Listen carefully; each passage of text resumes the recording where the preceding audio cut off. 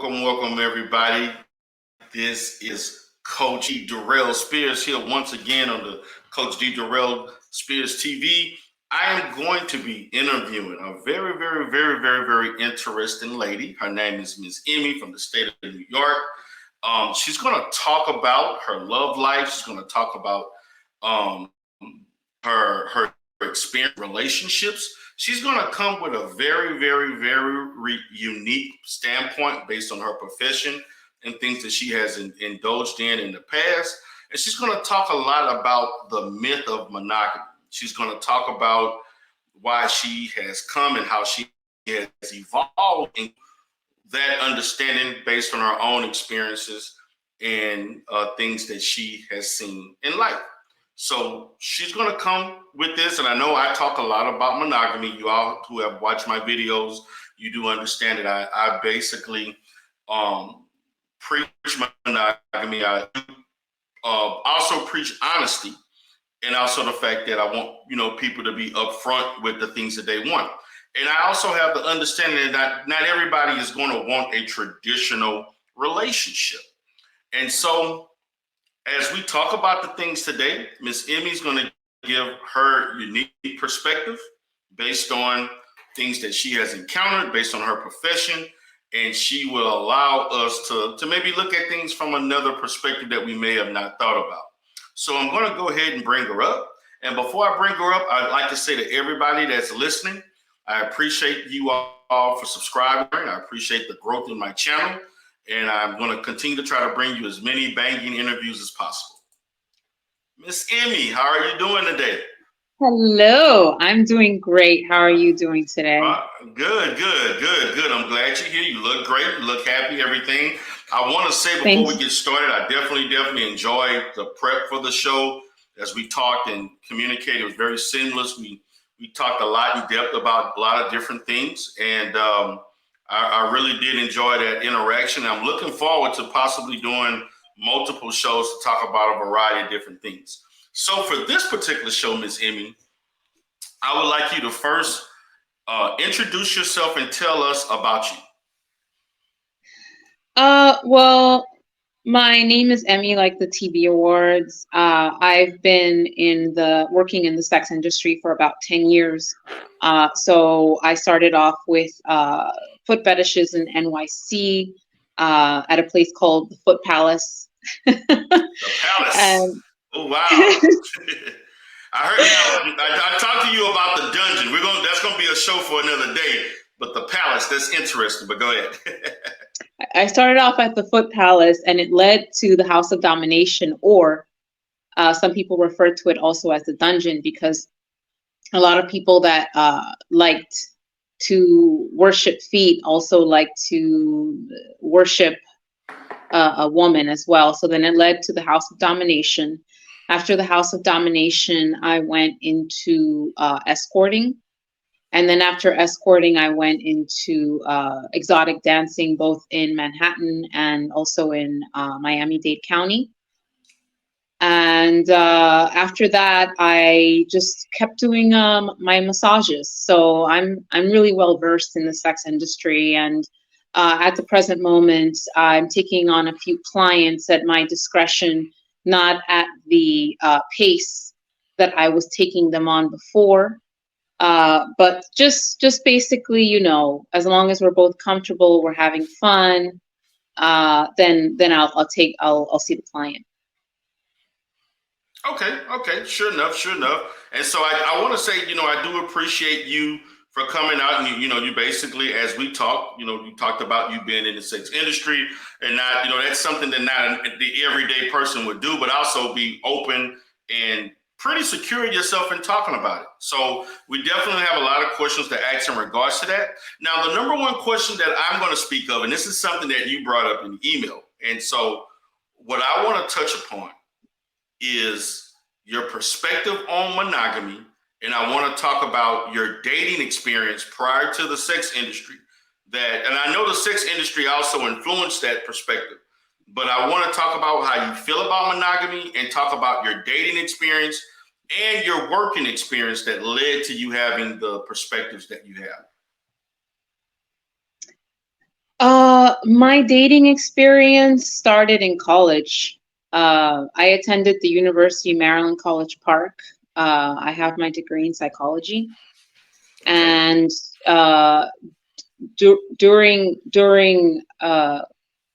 my campus living, I had a lot of fun. I was exploring, having sex with multiple guys at the same time, and um, it can get you in a bit of trouble.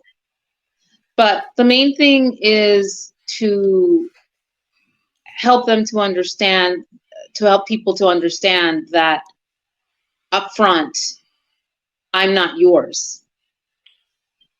Okay. I am, we're dating casually, we're just having fun.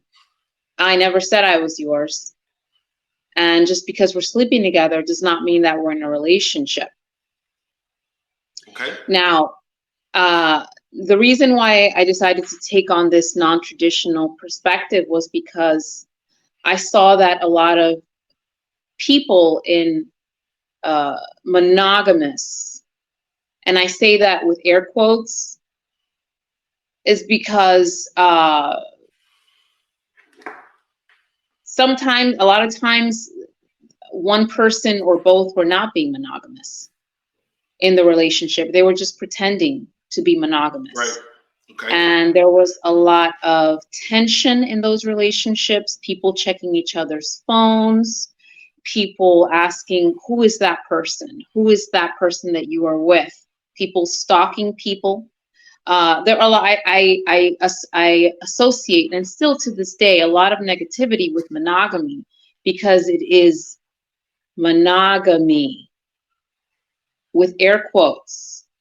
It is people pretending to be monogamous. It is people trying to coax other people into situations where there is a double standard, where there may be only one person who is monogamous, uh, and the other person in the relationship has convinced them to be monogamous so that they can be comfortable. In the meantime, the other person is going out and seeing other people.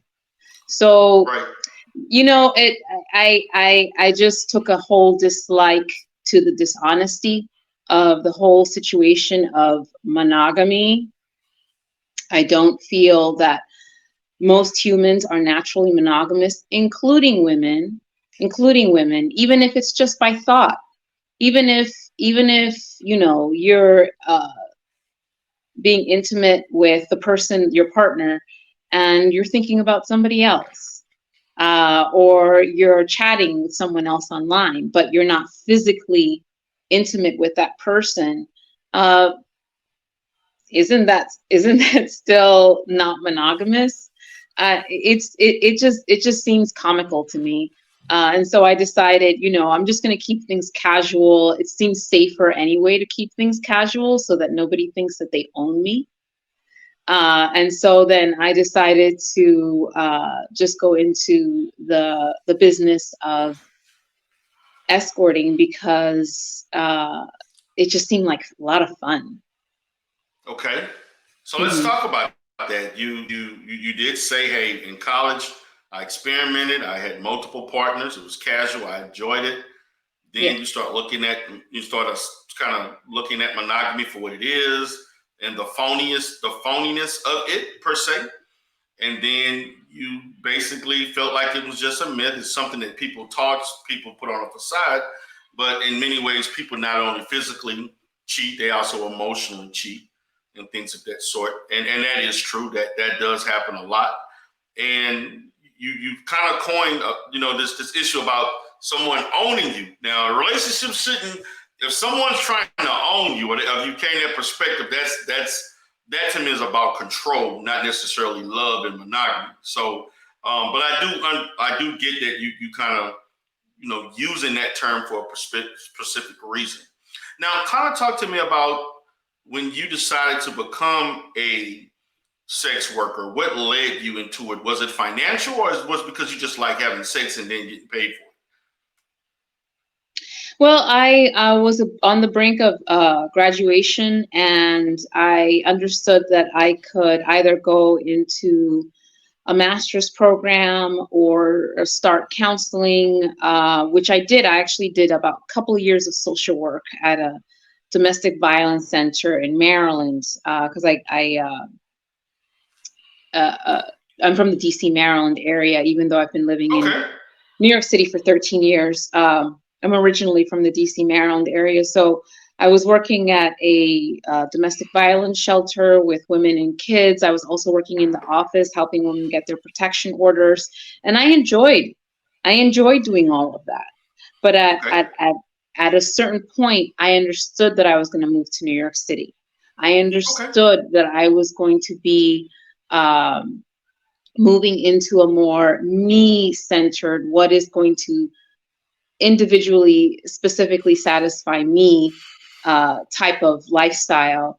And when I thought of those things, I felt like it would be so much fun to just meet so many different people and just have so many different experiences. And just to um, kind of do it in New York City, the epicenter of all the action. And Okay. I was just so excited about it, and it excited me genuinely internally. Before I moved to New York City, I had done the genetic fertilization basically where young women give their eggs to women that cannot have children, to older women that cannot have children. So it's called Okay. in vitro fertilization, and I had received two $8,000 payments from that. I moved to New York City with about 16 grand.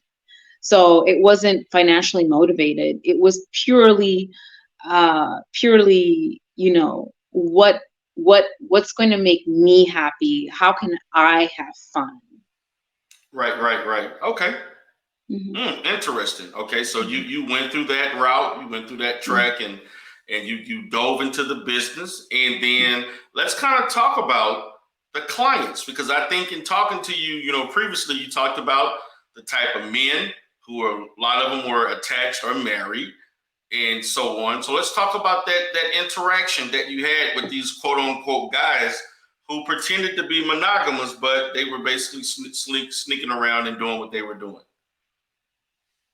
Yes, and they would show me pictures of their children, and they would show me pictures of their wives, and they would have no remorse for what they were doing. They just felt like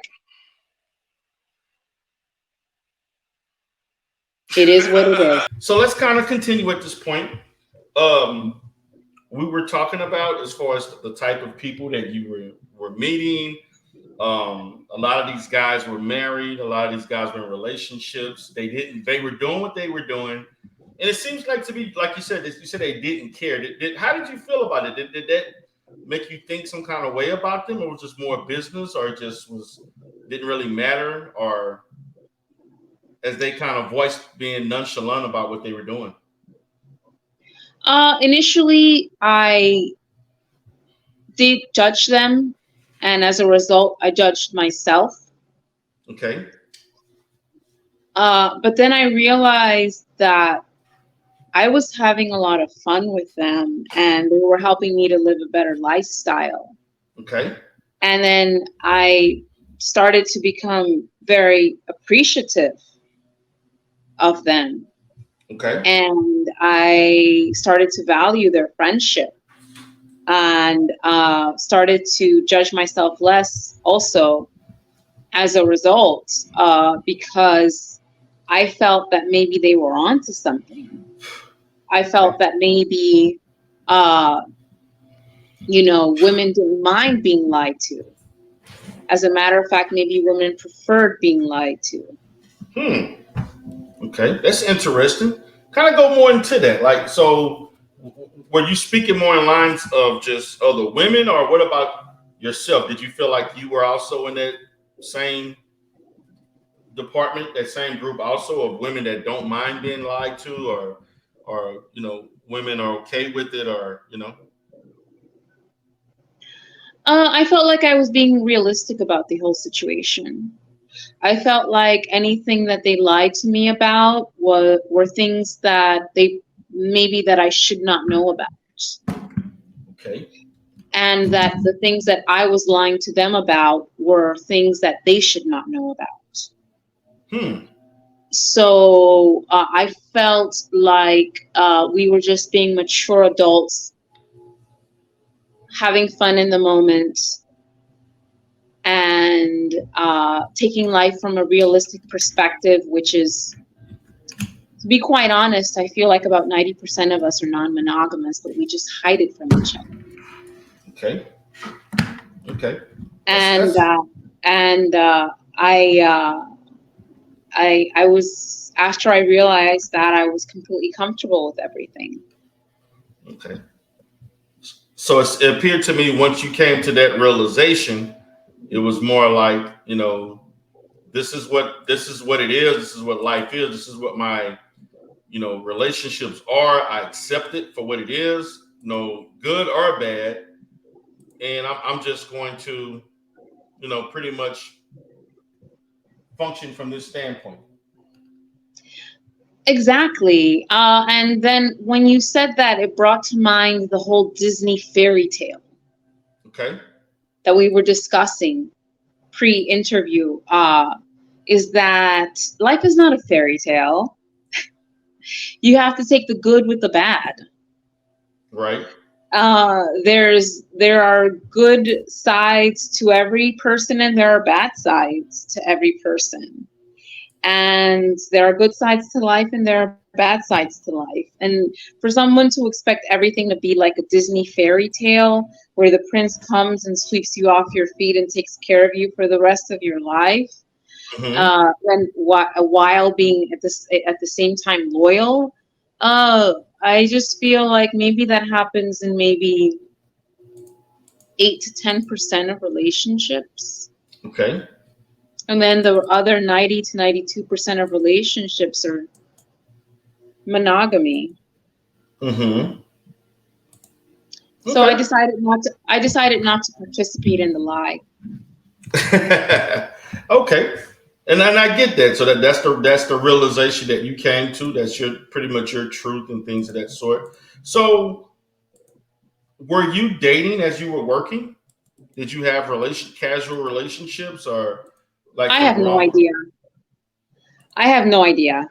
I have no idea. I was seeing maybe one or two guys non-transactionally, and then a bunch transactionally, and then Okay. they faded away, and then some of the transactional guys faded away, and it was just a flurry of dating. It was just a flurry of seeing people, which I appreciated because it just gave me a very rich life experience instead of a false life experience where I was stuck in this kind of Are you there?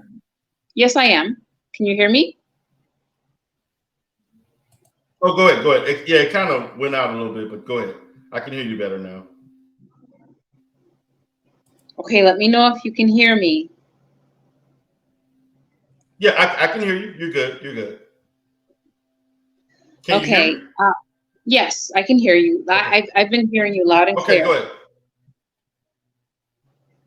I preferred the flurry of activity. Okay. And people, it was a revolving door. People came in and out of the revolving door. Some were transactional and some were not. And the people who were not transactional knew what I was doing because I was always Right. upfront so that nobody would Right. get angry at me. Mm-hmm. And I just I went with the flow, and it was just so much fun to just go with the flow instead of holding myself to rules and expectations. I do prefer my freedom. I do prefer my peace of mind. I don't like arguing. I don't like control, which a lot of monogamy brings. I don't like uh, patriarchal expectations, which a lot of monogamy brings. I'm not a fan. I'm very much a feminist, and I'm very much my own woman, and that's what I prefer. And I'm extremely happy this way.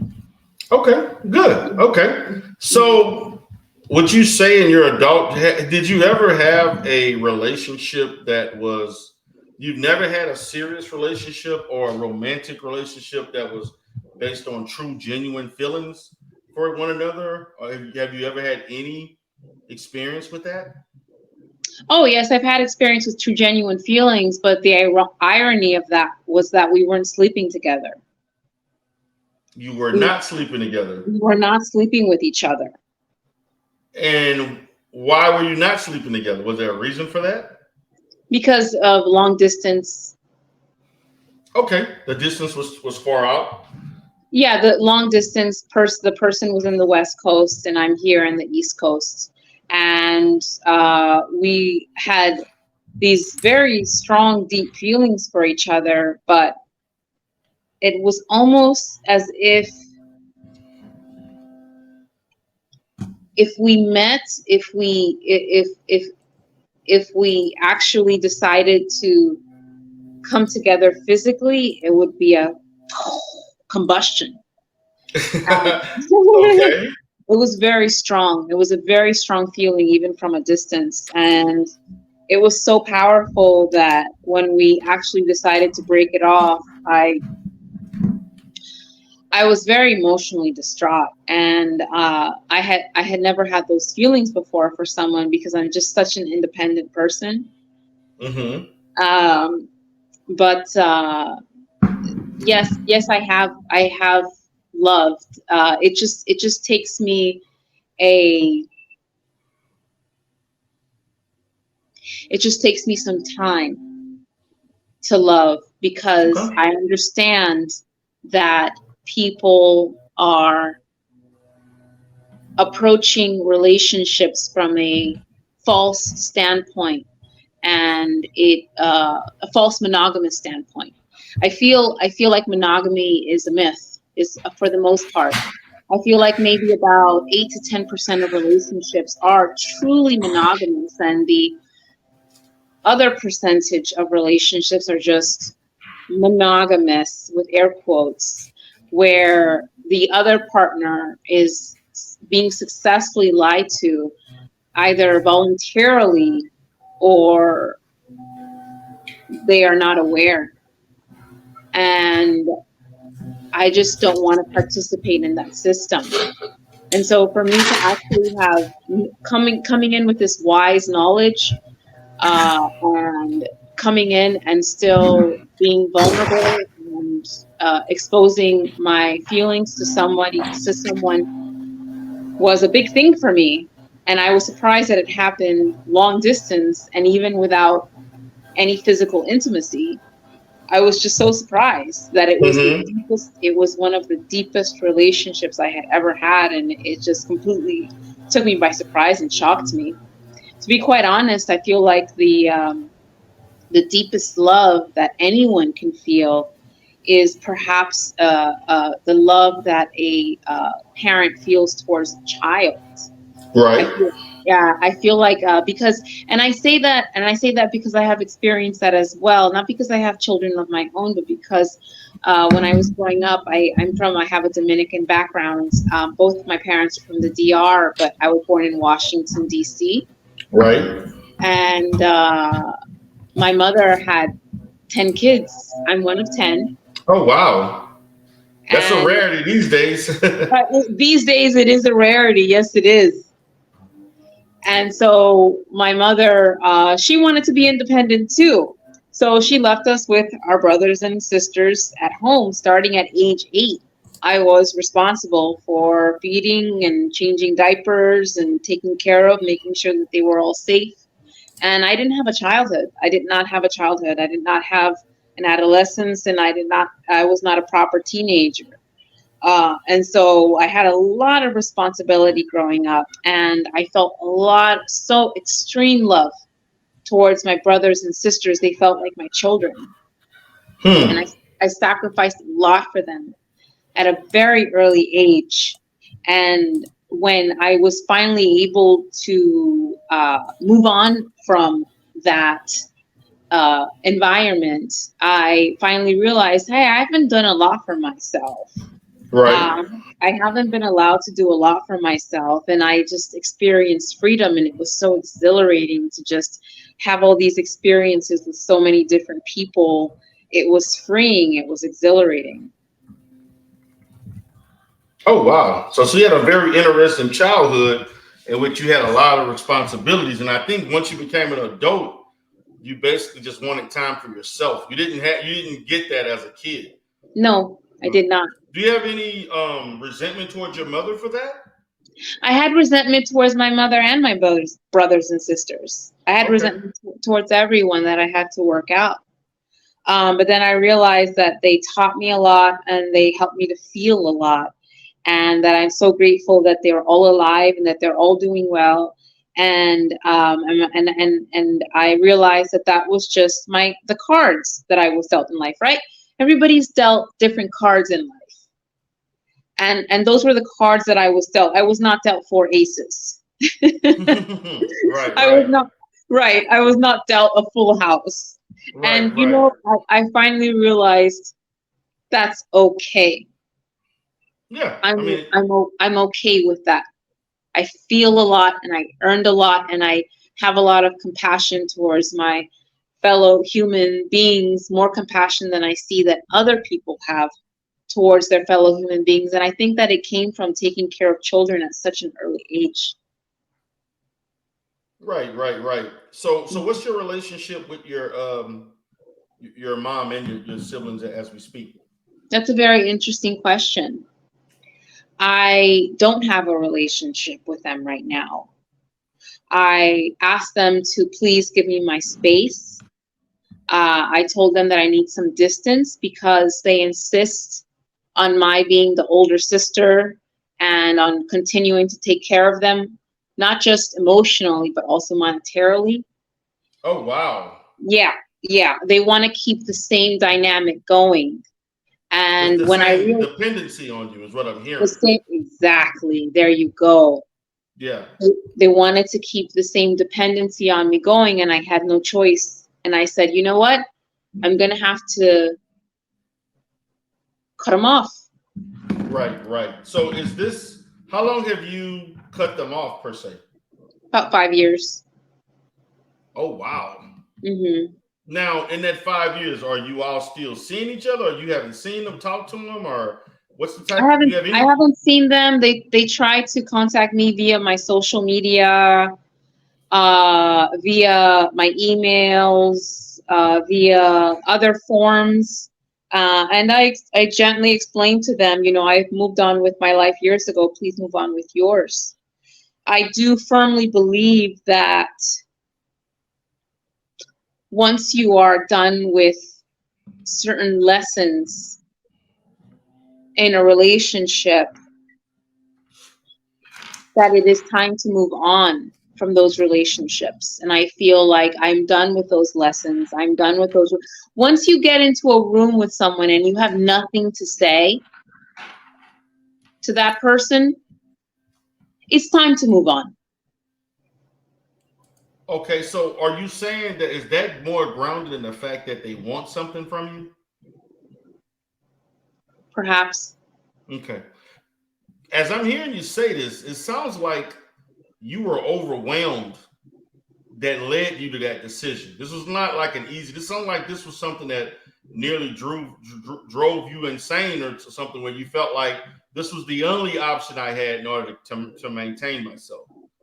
That is correct. I try to communicate this with them with some distance. Like I mentioned before, I'm originally from the Washington, D.C., Maryland area. And then I moved to New York, which is about at least 4 hours, between 3 to 4 hours away, at the very least. So I tried to establish some physical distance between us, but then they just kept visiting and interrupting And wanting things. and wanting things So and that, so wanting. that that's the see that's the key thing. The thing is, this is what I'm hearing from you, and to me, it sounds like to me you're at a place now where I want everything. Emmy deserves the happiness that she wants because I've given so much to so many people. Now it's time for me to give Emmy what Emmy needs for herself. That is correct. You nailed it. Right, right. So, and I get that, and so, and in that situation, having a relationship or even a monogamous or just the way you feel about that per se, you just want to do you. You just want to do it in the way that makes you happy. You're gonna live your life for what it's worth for you. Number one, your priority is you. You're empowered by you, and that's just what you're comfortable with at this point. And so if that means, hey, this is if I casually want to date multiple guys, and if they casually want to date other women, that's just what it is, and I'm okay with that. Well, I also see women as well, and I also see couples. Right, right, So if I casually want to date other people, right, then that is my prerogative, and I I remain independent in any relationship right, because I understand that I'm bringing my own baggage, which they may consider a burden, and they are bringing their own baggage, which I might consider a burden. So I keep a healthy distance until I feel that it is safe to approach closer. And the main thing I look for is support because I'm such a nurturing person and I'm naturally supportive and I'm naturally over giving, okay, which a lot of women are. That I make sure to check myself, make sure that I am not over giving, make sure that I am being supportive to a healthy degree, to make sure that I'm still holding myself into priority. I do not become codependent, I become interdependent. And once this person has shown me that they can be supportive and independent and not blame everything that's going on in their life on me, and also vice versa, me with them, then I consider myself to have the green light to go on into a deeper relationship. right, right. Quite interesting. But what I do like the fact that you come to that realization, you realize what works for you, and you're good with that. You're pretty much good with the um I would say the value system that you have developed for yourself and how you like to approach life. Okay. I consider myself to be a very wise person. So yes, that is my perspective. Okay. Cool. Now, I want to segue into something that because I do want to see you. I do want to have another interview with you. And I want to focus on the next interview in regards to your line of work, particularly in the the BDSM and that industry. The like you talked about the house of what was it? Something house something that you mentioned earlier. Domination. Yeah, House of Domination. And Yes. so, as we talked in offline, I'm very curious about your experience with that. And have you worked at multiple House of Dominatrix or just that one place?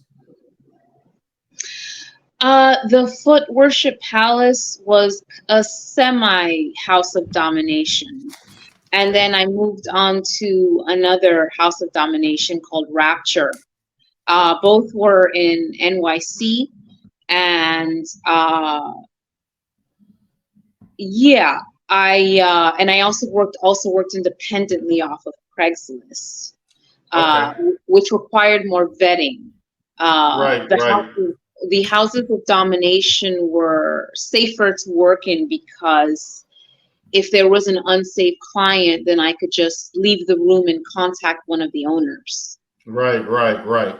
So, but you did also state that you did know of a lot of different House of Yes, Dominations. because we were all intertwined via an online network called Max Fish. Max Fish. Max Fish. Max It, Fish that's is, I believe, it's Max, and then Fish. fish, Fisch, or CH. Okay. Fisch, or regular fish, Fish. But I believe that it was Max Fisch. Okay. So have And you ever? we were all in competition with each other. Oh, excuse me. Okay. Oh, really? Wow, Yeah. that's interesting. So have you ever heard of the dungeon? So dungeons are houses of domination. Oh, it all means the same. It's the same. It's the same thing. Okay. Now, is there a house of domination called the Dungeon Yes. in NYC? No, I have not ever heard of that. Okay. Well, it could be something else. I know that I noticed as I talk to you because I definitely want to do another interview with you exclusively talking about that world.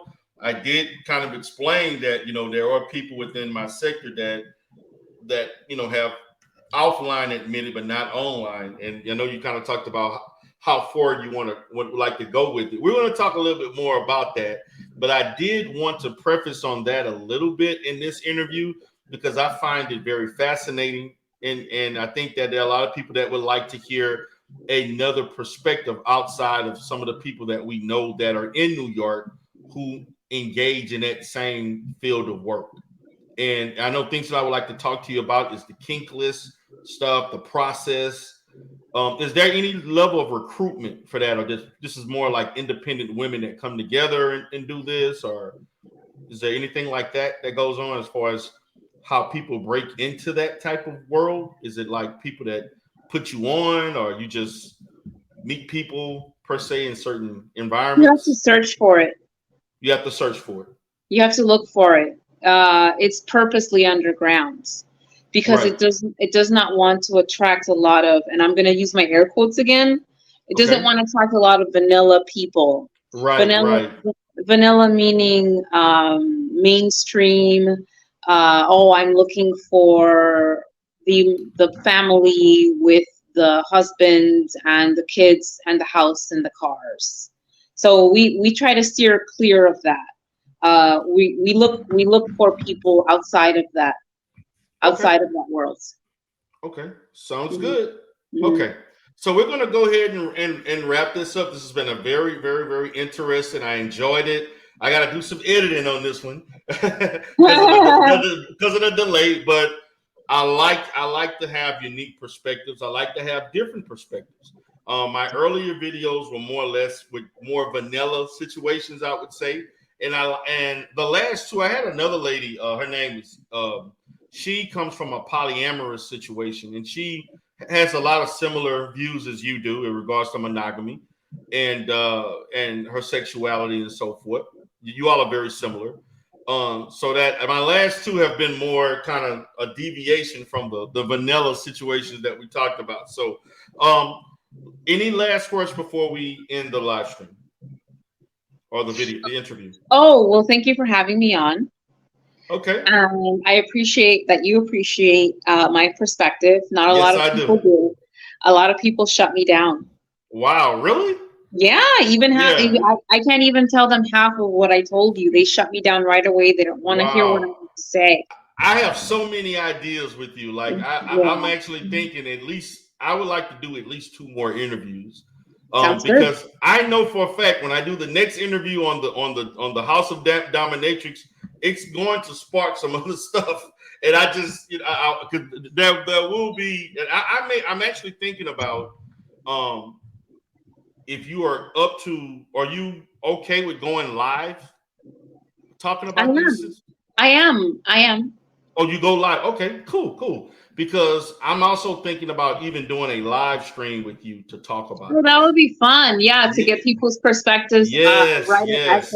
And as there will they're be experiencing them. yeah, and people will be on panels. They will it will be very interesting. And I know for a fact if I go live with you, it's going to definitely spark a lot. But I want to do the pre-recorded thing first, just to kind of get them prepped to it. Because, like I told you, I'm for you expressing because you asked me like how far do you really want me to talk about it, like as far as and when you talked about some of the things that you've done, I'm like, oh yeah, you can talk about that. That's okay. They'll be fine with that. So definitely. So Miss Emmy, thank you so much. I appreciate it. You've been a joy to speak to. I wish you a happy day today, and thank you for participating. Likewise, Coach D. Durrell, thank you so much for having me on, and I look forward to future shows. All right. Have a good day. You too.